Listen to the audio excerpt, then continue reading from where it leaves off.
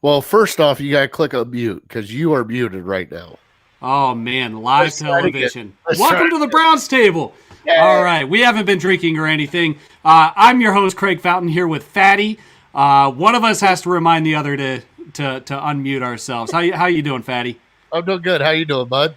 Oh, I'm doing pretty good. See, I tried making sure that I didn't say anything silly while the intro was playing, and then look what happened. So I learned my lesson. Learned my lesson. We have an awesome show tonight. If you're new to the Browns table, here's the idea. The idea is that we have a Browns roundtable discussion that everybody can join, even you. There's a link in the comments if you're on Periscope, YouTube, or Facebook. Just click the link. You can call in via audio or video. You can chat with us, ask us a question. If you don't feel comfortable coming on the show, that's fine.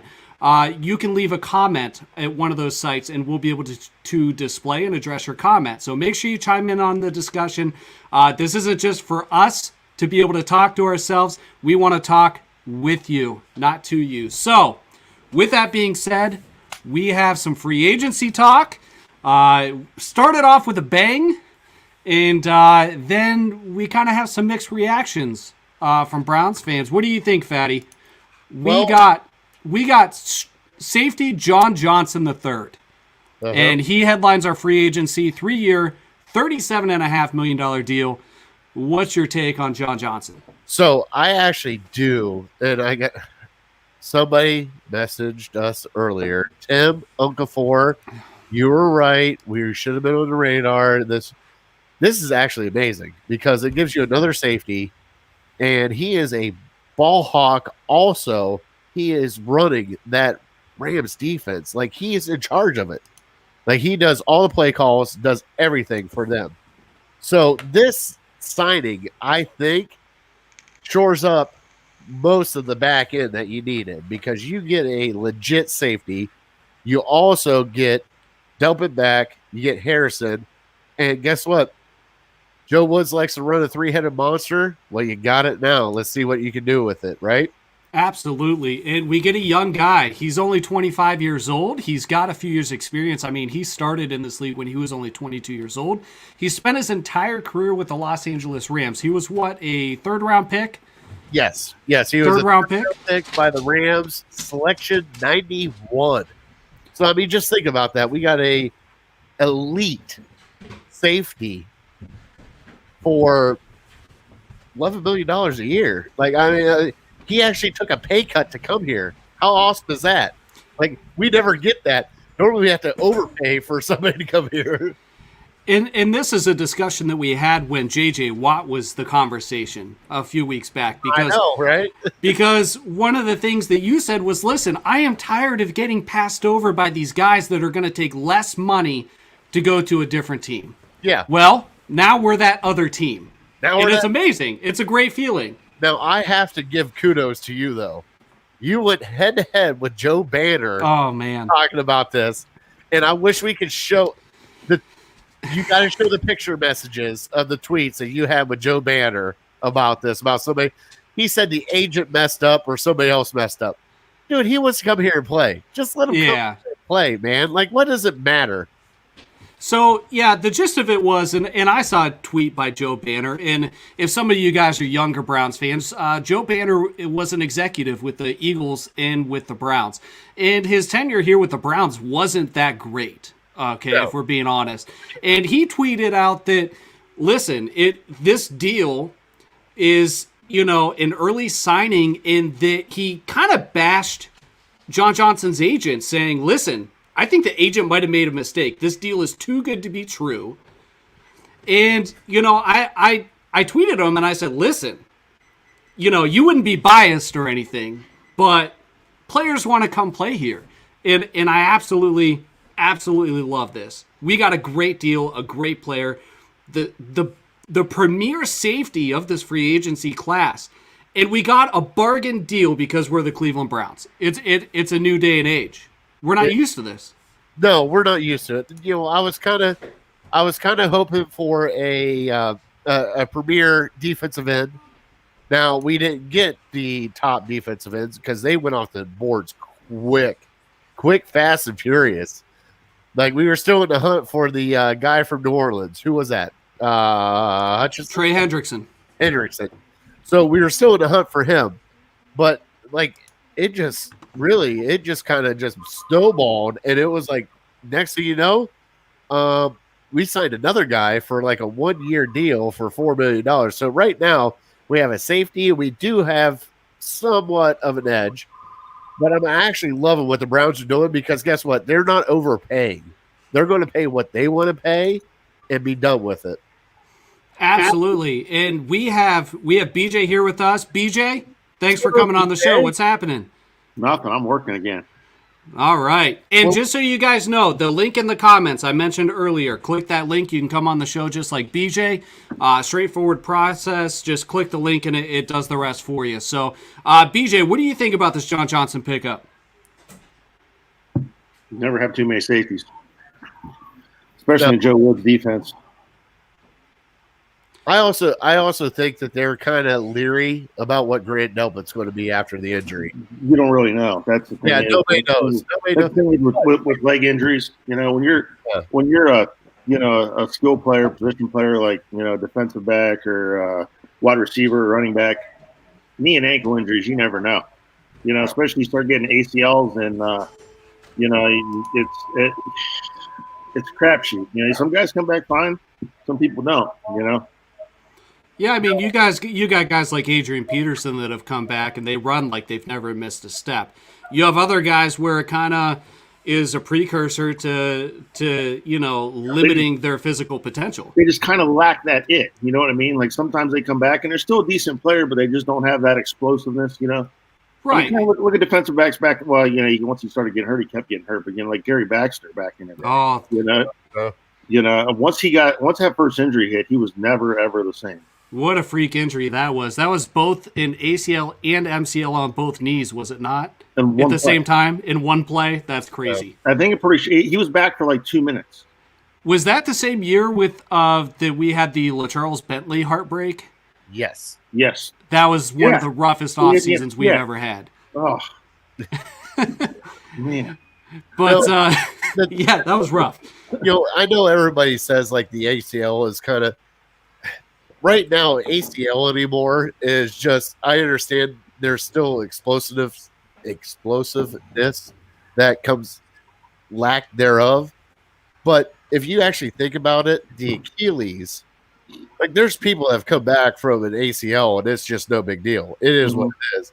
But you're blowing out your Achilles, dude. Like, I mean, you're not walking. Let's put it that way. And if you are, there's a hobble in there. But we see videos of Delpit doing some power cleans and everything else, and I'm going, dude, seriously? Like, this is where you're at right now? All right, let's see what happens. Is that what he tore his Achilles? Yeah, he tore his Achilles. Okay, and that's what Vernon tore too. At the end, yeah.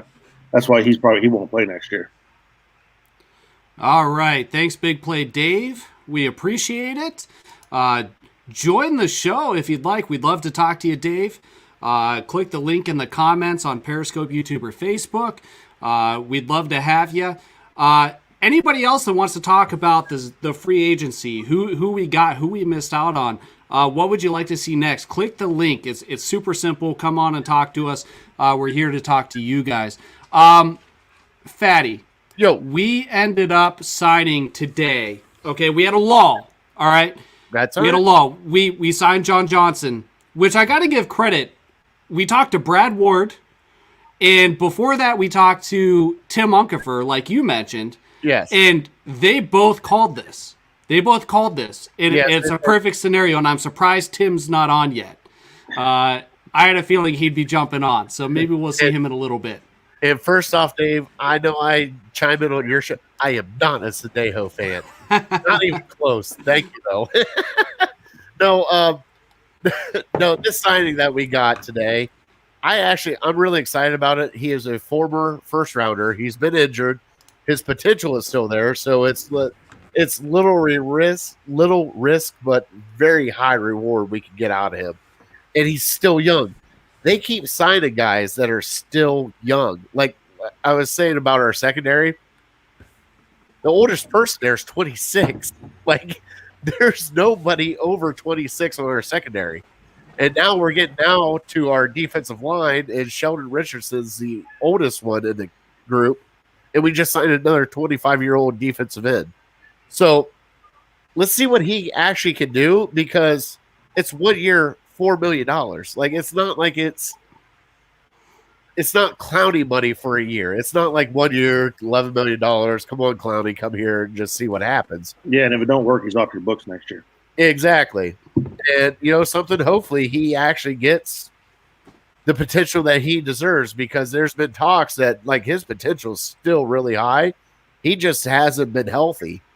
And if we can get him healthy and play, see what happens. And let's not forget last year the noise that was made when this guy became available. All I remember was a couple of days of who in the world is going to win the Takk McKinley lottery. Okay? Yeah. And, it turns out the 49ers and the Bengals were able to throw their hat in the ring and ultimately waived him due to this injury. And then the Raiders signed him and immediately put him on injured reserve. There's a reason this guy got this kind of attention last year, and it's because he has so much potential. And really, like you said, this is a low-risk, high-reward. This could be the move of the offseason. I know that sounds crazy, considering how much we like John Johnson, but when it comes to the money and the terms and the impact that he could potentially have as an edge in our defense, you risk almost nothing. The reward could be staggering. It could be staggering. And I still have a feeling that we'll add a veteran presence on the edge, regardless of what we do in the draft. I honestly think Dunlap's in the future for us. I really do. So Dunlap is certainly an intriguing option. I'm most intrigued by Hassan Reddick. And we have Big Bry, who likes Ingram. So there's 3 free agents out there that are veterans, that are very decent veterans, that I think that we should take. I mean, you have a young guy, you bring in a veteran, show him the ropes. Garrett's good on his side, so let's see what happens. Absolutely. And, Thomas here says, what's next, gentlemen? Linebacker depth, corner depth, more D-line, surprise receiver. Yes. So the rumor mill was buzzing yesterday. It always does in these circumstances, but there were some reports that we were after some cornerbacks, specifically Mr. Griffin from Seattle. Yes. He ended up signing with Jacksonville. I haven't really heard any buzz or seen any buzz on linebackers, but we're down to what, 3 or 4 linebackers? We got to get some depth at some point. And corner depth. You can never have too many corners. I have a feeling that even though we missed out on Griffin, there's going to be who would you like to see at corner? Would you like to see a Patrick Peterson or who would you like to see, Fatty? Well, I'd love to see Patrick Peterson, but it's at the right point. I mean, he's going to ask for a crap ton of money. I mean, right? Well, it's hard to tell. He didn't fly off the shelf. It's only been a little over 24 hours, but he didn't fly off the shelf.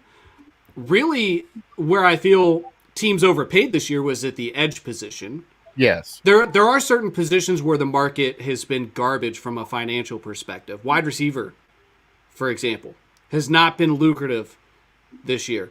Cornerback hasn't really been lucrative, if you ask me. I need you to do me a favor and click on Chris. Click on Chris for a second. I think Njoku is trade bait for not a defensive end, but a cornerback.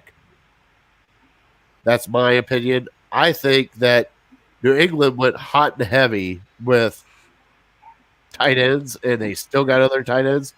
But I think Njoku's trade bait for a cornerback or another linebacker, him with a pick and get a good linebacker. Because I guess what was it? Bryce said Mosley's unhappy where he is at. So you could possibly pick up Mosley for him and a late pick? Yeah, I mean, there's certainly options out there. I would imagine that Barry is probably focused on trying to figure out the free agency side of things before he jumps on compensating somebody for a player. With that being said, it would not surprise me to see some trade moves, especially with guys like Njoku out there. Before we get too far into that, BJ, I'm curious as far as to if there's anybody out there left on your wish list. All the edges are gone. I felt like I spent a good amount of time trying to talk Twitter off of a ledge last night because all the edges were gone.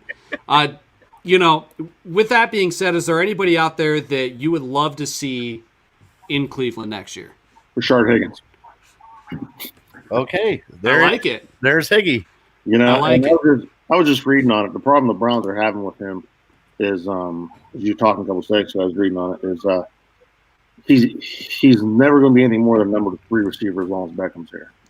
So the Browns have offered him a contract. So that send the contract over, I'll sign it. That was bullshit. That's just Higgy trying to play the fans. But yeah, he from what I'm reading is he's trying to see where his market's at, and everybody's saying the receiver market's not great. So I guess there's still hope that he ends up back in Cleveland, especially if he hasn't signed yet. But I can't imagine if Cleveland's anywhere close to the best offer he gets that he won't stay. But I mean, I guess they've offered him a contract from what I read, but he just hasn't signed it. So I think that the way the wide receiver market is shaking out is we should be able to sign him for next to nothing, assuming he's willing to play. Mm-hmm. Because there is a plethora of wide receiver talent out there. And, you look at the deal that, for example, Corey Davis got for the Jets. What was it, 3-year, $37 million max or something like that. That kind of set the market, and I think that if you're grading on a curve, that's probably lower than anticipated. Normally, I feel like wide receivers command more money than what they're maybe worth. The exception to that would be the Nelson Aguilar signing. All right, and I want to bring this up because Brown's Twitter, I'm not happy with you for saying that Jarvis Landry doesn't deserve $15 million a year when now Nelson Aguilar is making $13 million a year. Yeah. If anything, give the man a raise. Yeah. Landry does everything that every other wide receiver in the league doesn't want to do. That's the truth. No, we should not sign Juju. No. So Dustin thinks the Browns should sign Juju. If no. I don't know. Dustin is Juice from the Cheap Seats podcast, and okay. H to the no, we should not sign Juju. What are you doing, bud? Browns will be Browns. Yeah.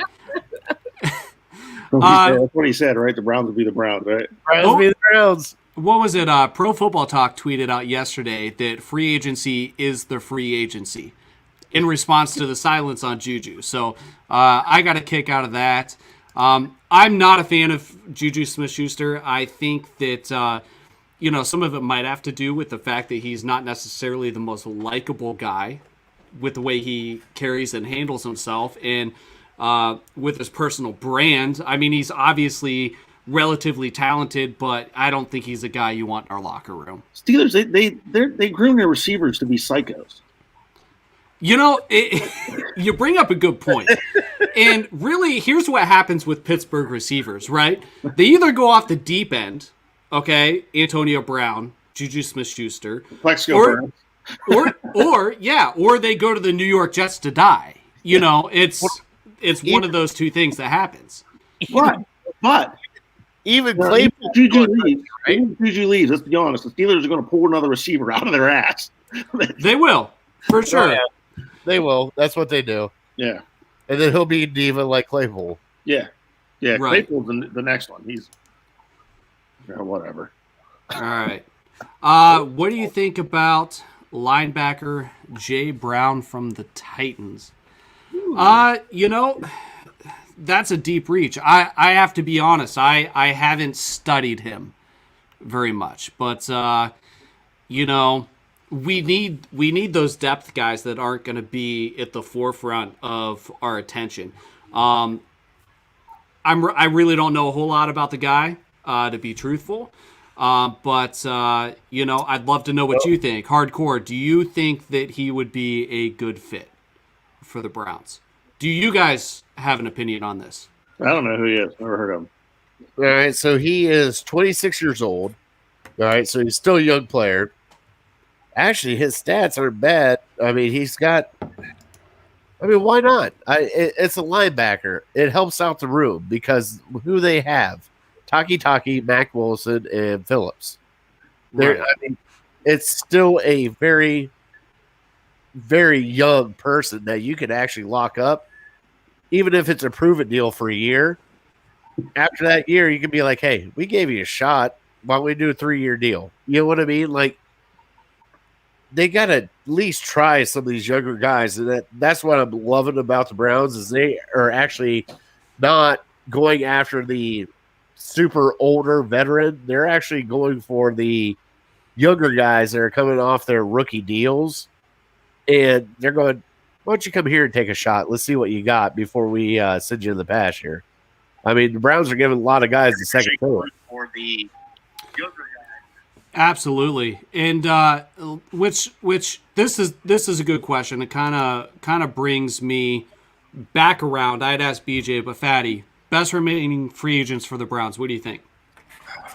Man, it's got to be. There's got to be at least one corner out there, and I think they're going to trade for that corner. I don't think it's going to be a free agent. The Ndamukong Suh intrigues me a little bit, but he might go back to Tampa. The only reason why I like Suh is because your defensive line's taking a little bit of a hit, and you need a veteran in there. It's hard for me, but I would love to see a veteran defensive lineman. So I'm going to say Suh. I'd love to see Ndamukong Suh here. I think he would be an interesting choice. I think we would reminisce a little bit, and it would remind us a little bit of maybe a guy like Sean Rogers, somebody who finished their career here in Cleveland and did so performing at a relatively high level, albeit on a rotation or a snap count. And there's certainly value there. I mean, he's one of the most talented defensive tackles on the market, but he's just there's the age concern. But we have to figure out exactly where we are. We're in win now mode, right? Like, yes, but with those veterans, with like Suh coming in, you have Phillips, you have Billings, and you have Richardson.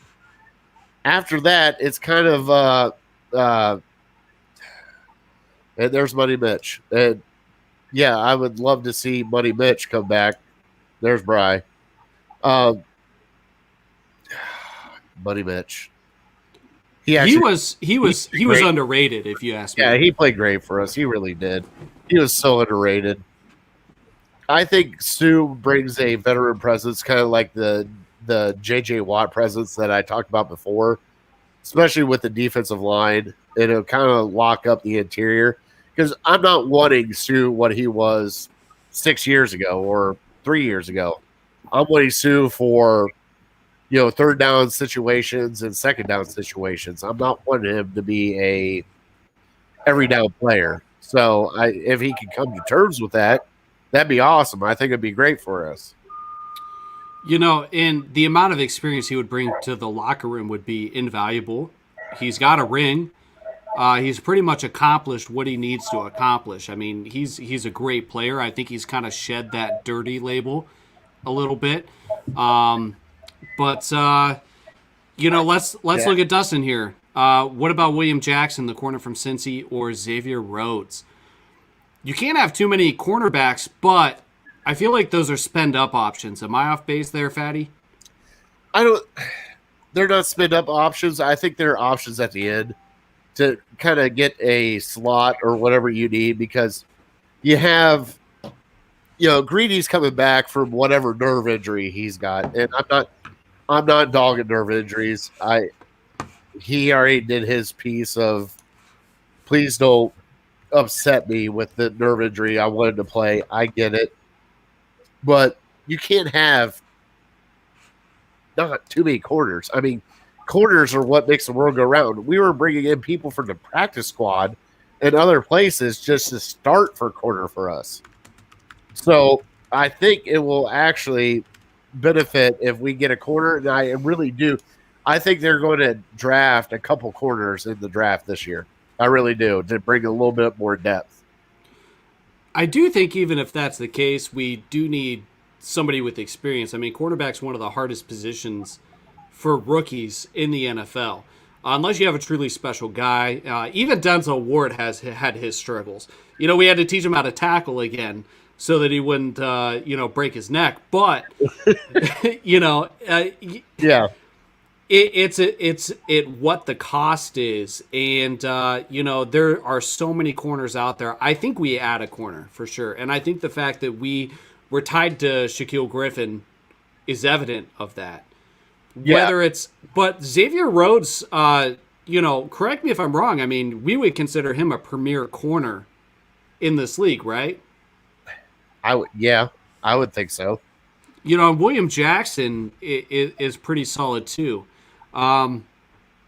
Which brings up a thought. The silver lining to all this, all these edge rushers disappearing, is they're all leaving the AFC North. Is this not a great silver lining? It totally is, because guess what? Frees up Baker. Up Baker. I mean, you got Bud Dupree, see ya. Judon, see ya. Like, now granted, Cincinnati picked up our boy that we wanted. Yeah. What did you guys think of the Bud Dupree contract? I'm curious, because when it comes to annual value or the annual earnings, I believe it was the second most lucrative contract signed in free agency. And it's blowing my mind. Did he earn that? No. No. I mean, he's worth money. I don't know if he was worth that. It just what did they sign last year? How much money did they spend on them DMs last year, and they got 0 sacks out of them. I don't know. Some teams just like to overpay. What do you think, Fatty? Something. I know he's injured. They might have reached a little bit, but like I said, when you see talent on the field, no matter what, if that's your guy, pay him. I mean, it's almost like the draft. I mean, if that's your guy, you're going to trade up and get him. Get him. There's no. If you think he's going to change your team, do it. That's the truth. It's the only way you can think of things, especially with the NFL, because if that guy is the one that you think can change your defense, and he will, do it. Obviously, the Browns think John Johnson III was going to change our defense, so they went out and got him. So that's kind of the way I see it, and it doesn't matter if you overpay or not, because guess what? If it's the Browns, they overpay, kind of sucks. But if it's somebody else, let them do it. I don't care. Right, for sure. Hey, Liz, how's it going? Hey, Liz. We appreciate you watching. Jump on the show with us. Come on. Let's talk some Browns. Speaking of jumping on the show, Craig. Yes. Where is she? Nicole, I know you're watching. We need to have an intervention. Because we need to have a true intervention. This is the third show in a row you're supposed to be on, so we're calling you out to everybody. And BJ here's my brother-in-law. My wife is his sister. Because call her out, BJ. Yeah. Call her out, BJ. She was supposed to be on the show with us tonight. I'm on thin ice with her.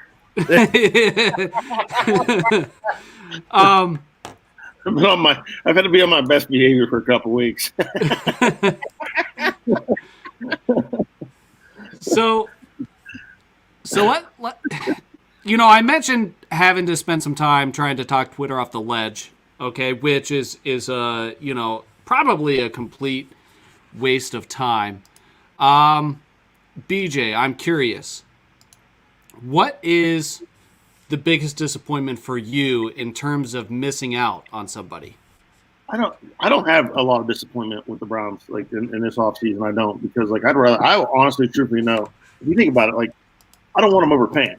I don't want them in a stupid contract because we've got all like you said. How old is our team? They're all young. Eventually, we got to pay these people. And if we overpay a veteran now for what he's done, not what he's going to do, then it's just we're going to miss out on re-signing some of our talent. You know, we get you asked a little bit ago, like I'm looking at the stat here. Hold on. Of like what do we need? You know, free agent wise, you know, I'm intrigued on a kicker, but you know, it's hard to put any trust in Cody Parkey. I mean, he did okay, but if you go back and you look at who's on the market, you know, like Stephen Gostkowski, Zane Gonzalez, Matt Prater, Dan Bailey, Parkey was better than all them guys last year. You have a good point there, and you know, considering Parkey's reputation, I feel like he performed pretty well for us. Fatty, do you think that should be a focus of the offseason is finding a kicker? They watched the Florida kicker, I guess. Brian loves him. So if Brian loves him, Big Brian, I hate to do this. Sign him back up. Let's see what happens. You were cutting out there for a minute. What was the? I think we missed the first part of that comment. I said kickers are so fickle. I mean, it's a different NFL. Like you have your elite of elites with Tucker and everybody else. It's hard. Like when you find a kicker, you want to keep him, but if he's just okay, is he just going to be just okay for you, or is he going to be elite for you again? And you never know that question. And Parkey did great for us. I think he did, but I don't think so. All right. Well, I mean, go ahead, BJ. Good. That's exactly where I'm at on Cody Parkey. The thing is, I mean, basically, you just bring somebody in to compete with him. He's earned the right to come to camp. He kind of solidified and kind of it stabilized our kicking game last year, and God bless him for that. But you got to bring somebody in to compete with him because I think if you don't, I think he's going to get laxed. I don't know, but like he just scares me because of his reputation. He's been in the league this long. He's bounced around a lot. He's not really been consistent, but he's all right for us. So I don't know. Kurt Warner also bounced around a lot in the NFL. Now he's a Hall of Famer. So who knows? For sure. So we have Liz. Can I ask you guys a question? Yeah, absolutely. Is Richard Sherman still out there? Yes. What about Richard Sherman? Just to be, do you think we'd have to pay him too much to bring him in here? I'm not sure. It sounded like that there was discussions prior to this. I mean, because he had, man, I'm struggling to remember what the noise was. He didn't get cut, did he? No, I think he's in free agency. Okay. I mean, I figured he was in free agency. I couldn't remember if he had been cut or not. Because but he played with Joe Woods, and there's that link with Joe Woods. And right. I mean, I would tickle the tree with Richard Sherman as a slot, but I don't think he can actually do the edge, anymore. There was a period of time, though, where the national media was publicly acknowledging that some sort of courtship was potentially happening between the Browns and Sherman, and that there was the connection there. And at some point, people started questioning Sherman. And if I remember correctly, guys in the comments, let me know if I'm crazy or not. I don't know if I was dreaming, but you're crazy. It was reported that he wasn't going to join the team, that the interest had dissipated, that they weren't able to. It wasn't going to work. Whether it was one side or the other, I don't know. But let me know in the comments if I'm crazy. Was I dreaming about this? I don't know if this is a deja vu discussion or not. Chris, you're speaking my language. This is my number one guy right now. Oh, come on. Hassan Reddick. Hassan Reddick. I love family. They're crazy. Let's go on to the biggest disappointment in terms of missing out. Jared, I was talking you off of a ledge as well last night. You wanted Lawson. Yes. When Lawson was gone, you wanted Hendrickson. Yes. Matthew Judon was off the table. Yes. Bud Dupree was you know. All the edges are disappearing, and I feel like you were a little bit disappointed that we missed out on an edge. Who was your biggest disappointment? Hendrickson to Cincinnati. Who the hell wants to go to Cincinnati? It's Northern Kentucky, Juice. And he understands that. He'll understand that when I say it. Who wants to go to Cincinnati and play? I get it. Money's money, and you're going to do it. Money. I wasn't expecting Carl Lawson. Who went to the Jets? Was it Lawson that went to the Jets? Yes, and that, to me, is the epitome of choosing money over contention. Who goes to the Jets? The Jets what are about horrible. So, just to kind of spice up the conversation here a little bit, I got on like the NFLrumors.com, and Browns are linked to Kawan Williams. Remember him? We had him back in the day for a minute. Yes. And Chargers free agent linebacker Denzel Perryman. He's deciding between 4 teams, and one of them is the Browns. So we're linked to them. Guys, what do you guys think about them guys? They're saying Williams Kawan's looking at $4 to $5 million a year, maybe a 2-year deal worth that. I mean, that wouldn't be bad for some DB depth, I guess. And, all right. Just some little different conversation there. No, I Dustin, I'm curious what you're talking about in the comments. We have a lot of comments. I'm trying to put it together. No. I'll tell you what he's talking about. Cincinnati is Northern Kentucky, and that's what he's talking about. Oh, I can French. My co-host on Ginger's Talk Football lives in Cincinnati. He'll tell you it's Northern Kentucky. Yeah, it's Northern Kentucky. It's not even Ohio. And and the best thing is we've had this argument with him, and he goes, what do you mean that Kentucky has an NFL team? I'm like, they do. It's Cincinnati Bengals. I mean, I get it. That would be like saying we're Western Pennsylvania. Oh yeah. Man, $45 million is too much. Kawan Williams, I was upset when we let him go. Whether we let him go or he got away, I don't know, but I really liked him. I'd love to see him back for $4 to $5 million. I think, Matthew, you might have misheard, $4 to $5 million. So under $5 million a year would be ideal. What do you think, Fatty? I think, we need linebacker help, right? I mean, we got only 3 linebackers left. So we got Mac Wilson, we got Jacob Phillips, and we got Takk. Is there another one? We actually have 4. We have. You don't even know who it is. So obviously, since you don't know who it is, we need a linebacker. I mean, that's one of the glaring needs that we need is a linebacker. We needed help. The best stat I saw was last year, our offensive payroll was like $138 million. Our defensive payroll, $52 million. There's a little bit of a gap there. We need to bring that gap closer to even. So here's our current linebacking core. Okay. Oh, you brought it up. We have Sione Takk. All right. We have Trevon Young, right? Counts. Porter Gustin, we'll see if he sticks around. Mac Wilson and Jacob Phillips. So those are the 5 guys. Really, you can say we have 3. But yes, we have holes to fill. Yeah, but isn't Porter Gustin a defensive end? I think he's kind of a hybrid guy. I would consider him more of a defensive end, but he's listed as a linebacker. So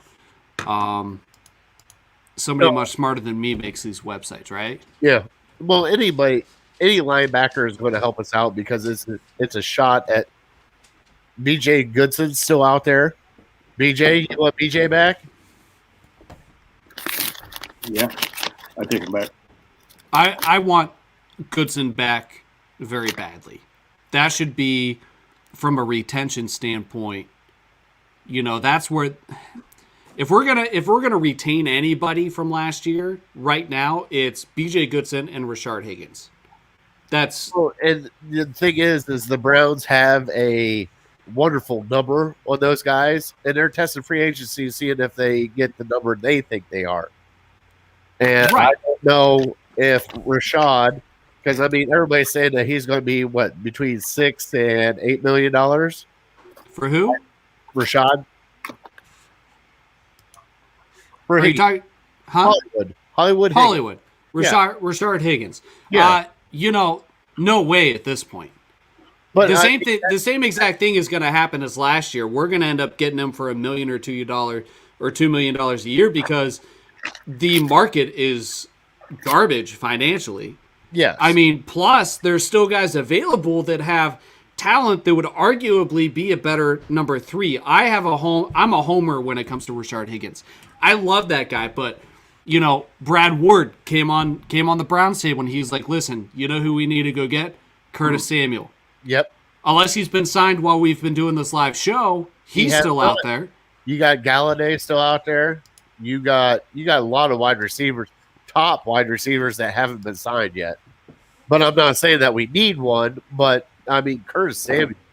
He's just a casualty. He's a casualty of numbers. Is the problem? And that's just it because he's talent. He can play. If you didn't have OBJ, it'd be a no brainer. But why are the Browns going to pay Higgins money when we have other needs? Whenever we have Donovan Peoples-Jones, we just re-signed we tendered Kadero Hodge. And yeah, he's an excellent run blocker. Which I believe that's why we tendered him was because not necessarily for his hands, but what he does on run plays and blocking for the other guys, but we still need pass catchers outside of Landry and Odell Beckham. Well, you drafted Peoples-Jones for that. I mean, that's what you drafted him for. He's supposed to develop into that, which I think you got to steal with Peoples-Jones, even though Bry is a Michigan player, and I understand, but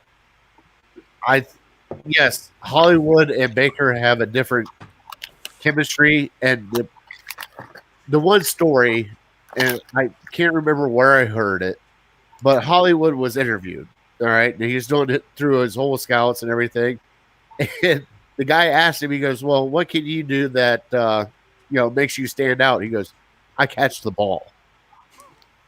Like, well, normally you sit there and think like you're a wide receiver, you're supposed to catch the ball. Right. He actually does catch the ball. Like, if you look back at his stats, he is like the most sure-handed wide receiver in the NFL. Liz, tell me in the comments what we should pay Higgins. I'm curious to know. Anybody else that's watching, tell us in the comments, what should we pay Higgins? I'm curious. I really don't have a number in my head because the wide receiver market, again, is so, nobody's signing. It's not like the edge market where all these teams are overpaying for the top 10 edge guys on the market. There is a surplus of wide receivers. Supply and demand tells us that when there's low demand and high supply, the number's low. What do we give him that's fair for the Browns and for Higgins? I'm curious to know. Well, if it was me, I would give him anywhere between $3 and $5 million. $3 and $5 million. Five would be the top, but you also got to factor in. You got Odell at 16. You got Jarvis at 13. You got $30 million in 2 wide receivers. So you're sitting there and you picked up Kadero Hodge and you got Peoples-Jones. So it's hard to justify the money. There's another 5. All right. I'm getting accused of loving that fat guy more than my fiance, so I got to go. Keep up the good work. Thanks for watching, Dustin. Thanks for chiming in. We'll fight over him later. That's my fat guy. You can't have him, so I'll see you in the playground after the show's over. Liz, I'm not that knowledgeable on the money stats, but I think we can keep him for cheap. I agree. It's just going to be how cheap. And when you have a guy like Andrew Barry, he's obviously his job is literally to get every player for as cheap as possible. Yes. To get the most production per dollar. That sounds kind of cold, but at the end of the day, if he can get Rashard Higgins for a vet minimum, whether or not he deserves $4 or $5 million a year, which I say he does, that's what's going to happen, and that's why he's not signed yet. I honestly think Higgins stays. I do too. I have no doubt in my mind that we make a reasonable attempt to secure Higgins, even if we get into a small bidding war. Yeah, he's going to go out and get an offer from somebody else, and it's either Andrew Barry's either going to say, "I told you so," or he's like, "Okay, I'll match it." Yeah. And as soon as he says, "Okay, I'll match it," I don't think there's going to be a bidding war. I think Higgins will just sign it and be done with it because I don't think we'll get into a bidding war for him. Oh man, these are fighting words. Get rid of OBJ. In the great words of Andrew Hawkins, you don't just abandon your Ferrari. You know, I don't know. I understand. I can empathize a little bit with the get rid of OBJ crowd. Hey, after arguing with Tim Okafor, I'm not allowed to touch this subject. You know, I don't know. I just if money's the issue, sure, you can look at production per dollar, like I just mentioned with Higgins.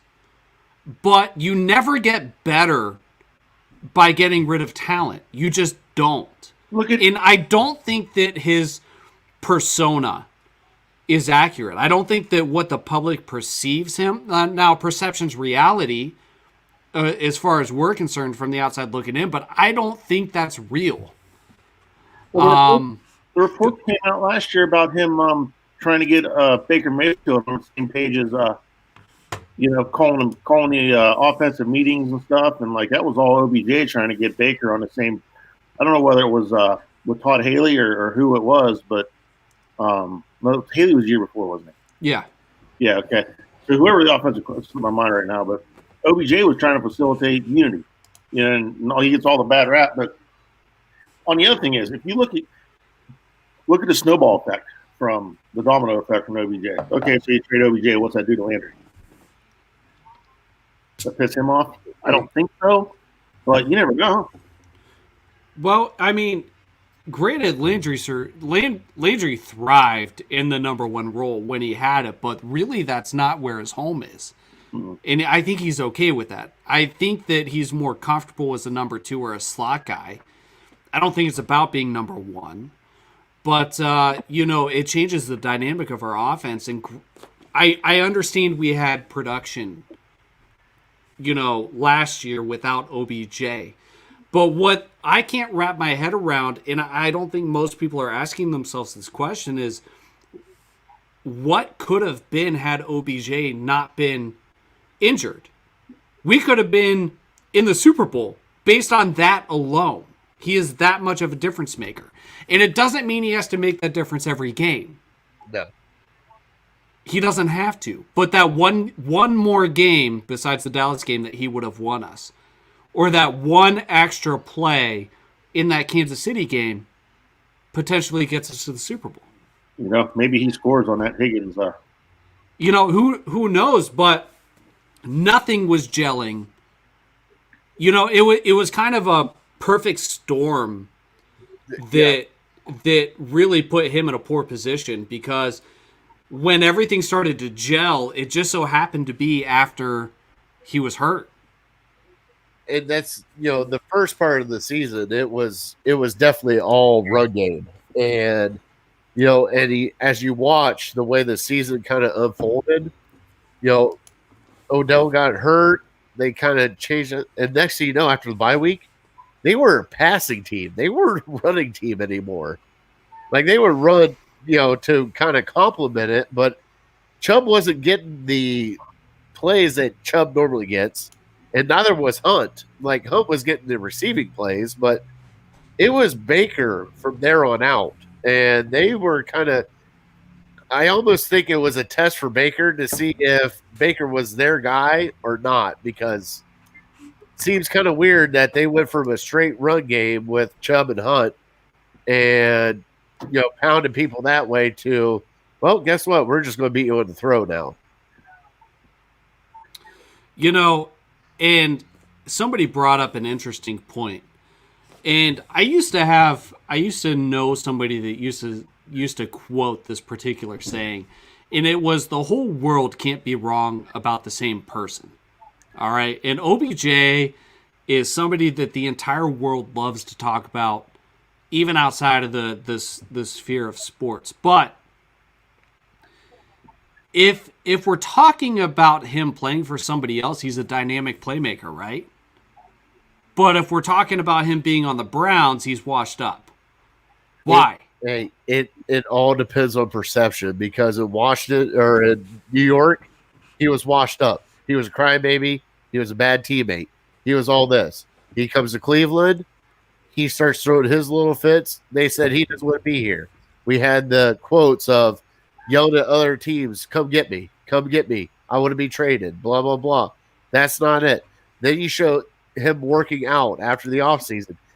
He is just he is a media magnet, and I don't understand why, but until something comes out of his mouth that he wants to be traded or he wants anything else, just let him be.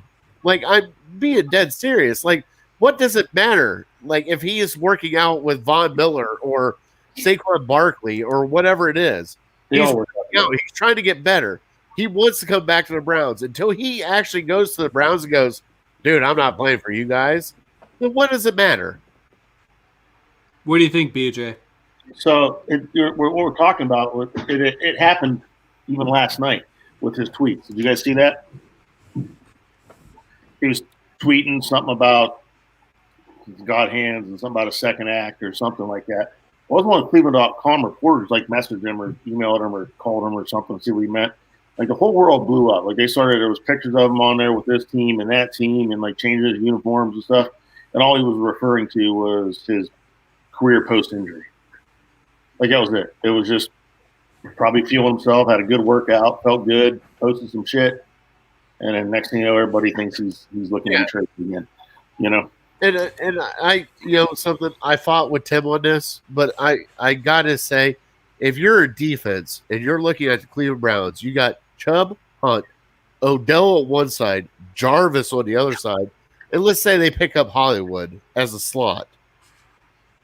As a quarterback, you're going, shit, who do I cover? I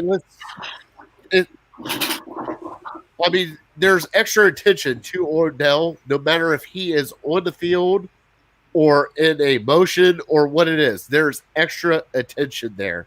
And that should free up Hooper. It should free up Landry. It should free up everybody. And I think they were starting to get to that point, and then Odell got injured. Fatty, you're changing hearts and minds. That's what you're doing here. Because Matt, that what it is? Yeah, I mean, you're changing hearts and minds. You're doing get out of here. You're doing the Lord's work here. Yep. I think OBJ's just really misunderstood. Some of the stuff he does that we translate as a trade request, like working out, is the same stuff that the guys that we applaud for being the ultimate team players are doing. Nick Chubb. Yeah. Posting workout videos. Nobody says he's trying to get traded. No, the dude just works his ass off. Okay. Myles Garrett box jumping 7 feet. Right. I mean, so it is a perception problem. And that's something OBJ's, I think he's come to terms with. I don't think he's really interested in addressing that. And I think that aggravates people that want to, poke the bear, so to speak. So that brings up a really good point. Can you imagine? So you've seen the videos of Garrett sparring with Stipe Miocic, right? Yeah.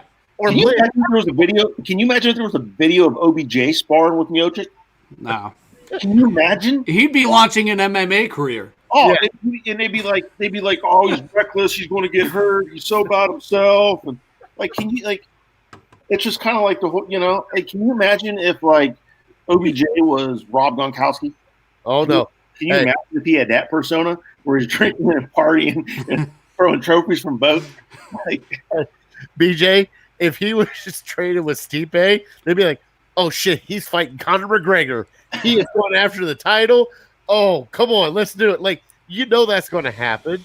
And the media just gravitates towards anything, and it doesn't matter what it is. It could be just like the slightest thing.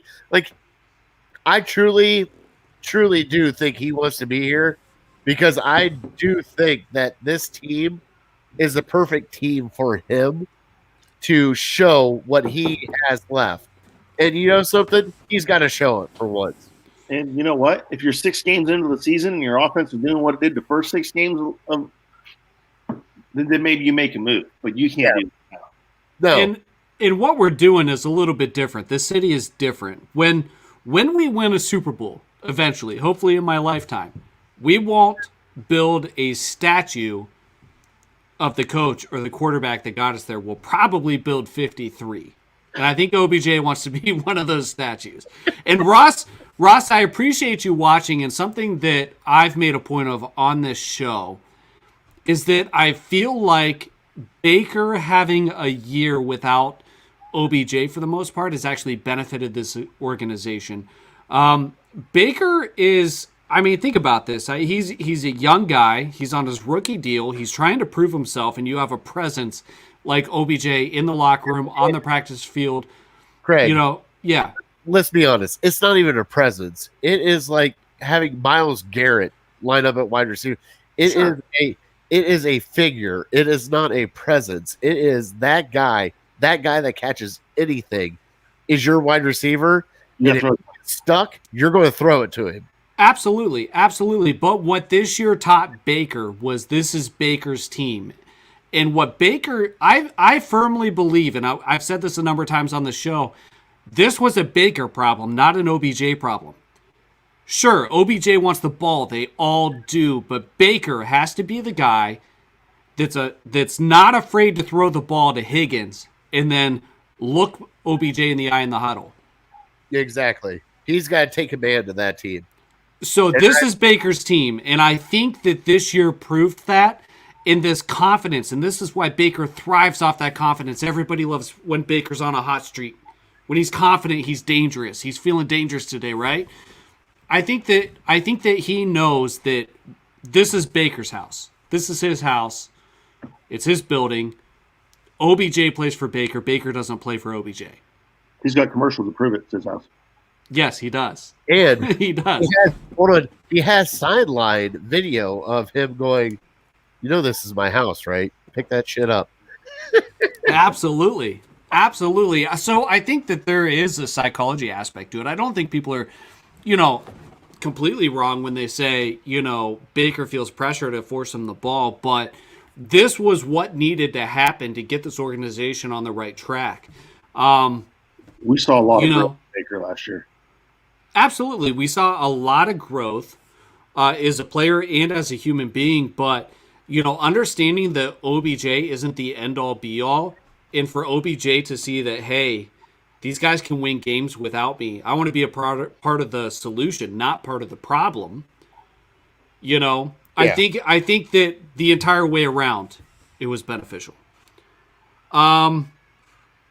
We are getting to the end of our show. We normally go about an hour. I am curious, before we go, to end the show on a different note, the leaked anniversary uniforms, yay or nay? BJ, you're saying no? Them things are ugly as shit. What? You're talking about the white ones? Hell yeah, let's go all white. Why not?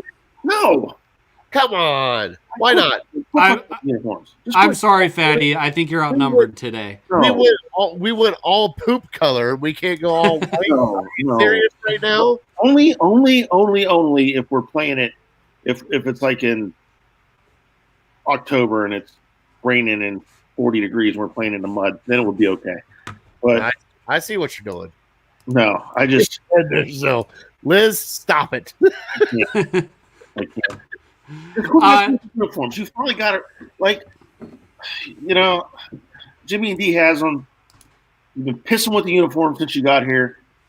You finally got it right. Quit messing with it. Just don't do nothing. Just leave it. The only thing I would probably be okay with is maybe going back to like the gray face. I really like the gray face masks. We got white ones now. It's a face mask. Nobody sees it. Yeah, I do. I know. Well, you got close enough seats to see it. No, I don't. From the TV. I love mock-ups of some of the all orange uniforms I've seen.